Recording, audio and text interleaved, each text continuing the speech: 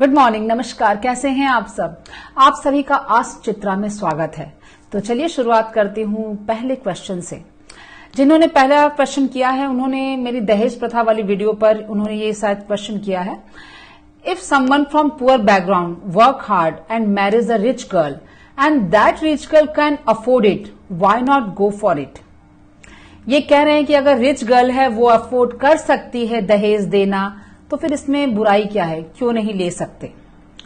तो एक बात कहती हूं कि देखिए, आप किसी रिच गर्ल से शादी करो या पुअर गर्ल से, वो आपकी मर्जी पर डिपेंड करता है। बट आप अगर दहेज लेते हो, चाहे वो रिच गर्ल से लो, चाहे पुअर गर्ल से लो, चाहे किसी पर दबाव बना कर लो या कोई आपको खुशी खुशी दे रहा है, दहेज दहेज ही कहलाएगा। अब दहेज देने वाला ये थोड़ी कहेगा कि भाई मैंने इनको डोनेशन दिया है समाज कल्याण के लिए। तो इस पर जरा ध्यान दीजिए कि भीख भीख ही कहलाता है, चाहे आपको कहीं से मिले। तो दहेज लेने की जरूरत क्या है? अगर आपने यहां मेंशन किया है कि आप पुअर बैकग्राउंड से हो फिर भी आप हार्डवर्क करते हो, तो अपने सेल्फ रेस्पेक्ट को जिंदा रखिए और दहेज लेने की जरूरत क्या है। लेकिन हाँ, इसके अलावा मैं एक बात और लास्ट में आपसे कहना चाहती हूँ, सभी से कहना चाहती हूँ कि अगर आपको कोई जरूरत से ज्यादा आपको दे रहा है, चाहे वो दहेज के रूप में ही क्यों ना हो, तो इसको लेकर भी थोड़ा अवेयर हो जाइए, क्योंकि बिना मतलब के यहां पे कोई काम नहीं होता है और उसका असर आपको बहुत जल्दी ही दिखेगा, क्योंकि एनीथिंग एक्सेस इज बैड। बाकी तो आप खुद ही समझदार हैं, तो इस पर जरूर ध्यान दीजिएगा। चलिए नेक्स्ट क्वेश्चन पे आते हैं। नेक्स्ट क्वेश्चन है, Recently, the Prime Minister Shri Narendra Modi announced that our government will be raising women's marriage age to 21. Do you agree with their step towards women's right? Or can we say that this decision as the government is also taking some steps to empower women? जी हाँ, ये बहुत सही decision रहेगा अगर शादी की उम्र 21 कर दी जाती है तो, क्योंकि इस उम्र तक आते आते लड़कियों का शारीरिक मानसिक डेवलपमेंट अच्छी तरह से हो जाएगा और साथ ही उनके शिक्षा का लेवल भी थोड़ा बढ़ जाएगा, वो अच्छी तरह से शिक्षित भी हो पाएंगी।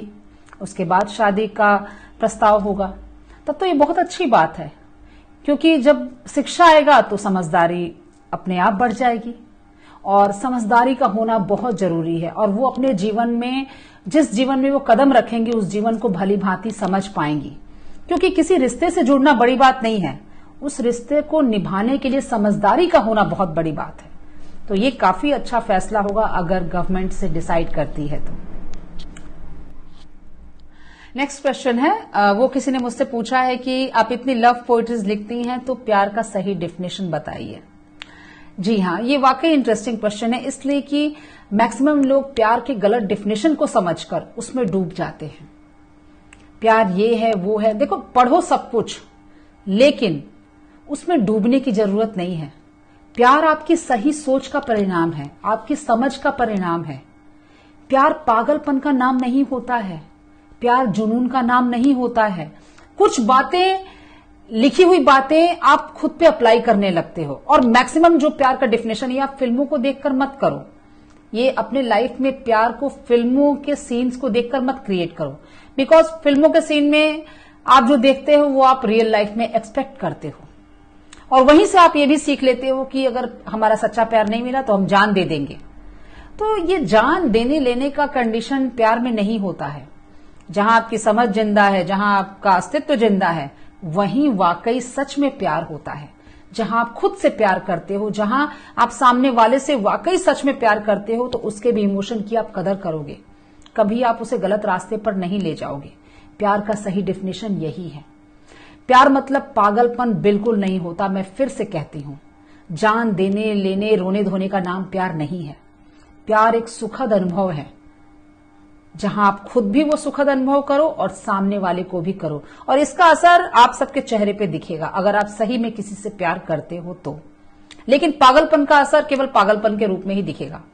तो प्यार और पागलपन के फर्क को जरूर समझिएगा और सही डेफिनेशन ही प्यार का अपनाइए।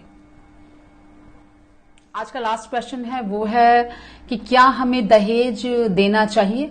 तो मैं एक बात कहती हूं कि दहेज जब लेना सही नहीं है तो दहेज देना क्यों सही होगा। और ताली एक हाथ से नहीं बजती। अगर देने वाले अपना हाथ खड़ा कर ले कि भाई हम नहीं देंगे, तो लेने वाला खुद ब खुद शांत हो जाएगा। केवल ये कहना कि उन्होंने मांगा तो हम मजबूरी में दे दिए, ये भी कहीं ना कहीं गलत है। आप विरोध करिए उसका,